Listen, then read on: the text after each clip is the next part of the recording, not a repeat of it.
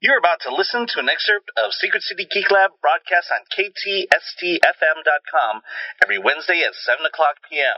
For more news, reviews, and interviews from the world of geek, visit the Geek Lab at secretcitycomedy.com/geeklab or like us on Facebook at facebook.com/secretcity. Enjoy the show. Our next question comes from Alan Eng with KTST. Good morning, Mr. Shatner. Good morning. Now, I'm going to ask you what's the next question. It seems you've done just about everything in life. What's left on your bucket list, and what do you Oh, my goodness. next?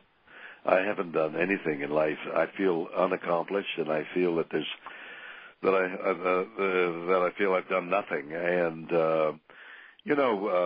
being a performer, once the performance is over, it's gone. It's in the ether somewhere, and it just as well as not happened. So the next night is the next challenge. It's a challenge of many kinds. It's a challenge of redoing that performance that only you can remember from last night, doing it today. The challenge is also whether there'll be an audience. The actor's remorse is, I'm going to do a performance tonight. I hope an audience will be there. And I'm feeling that way right now. In doing all this publicity is an attempt to fill that gap of, my goodness, I hope 700 theaters will be filled up with people coming to see the show. So there's so much to do and so little time left to do it. Hi, I wanted to ask a question about your career. I was curious, what was your career like between the Star Trek TV series and the movie, and how important were the movies to, I guess, jumpstart the career, or how important was the success of that first movie? When Star Trek was over, usually there's a period of time when a lead in a series is the series is over, and the lead is not working on that series. Usually there's a period of time before something else happens, as though people doing the hiring say, well, the audience has seen enough of him for a while. So that was what happened to me, and what I did was do theater. And because of personal circumstances, I was broke.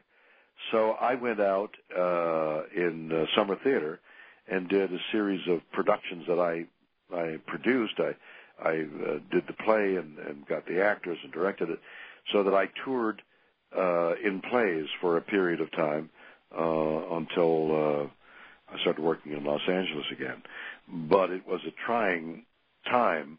I was working, but not making the kind of money I was making in a series, and I was living in conditions that were not commensurate with having starred in Star Trek.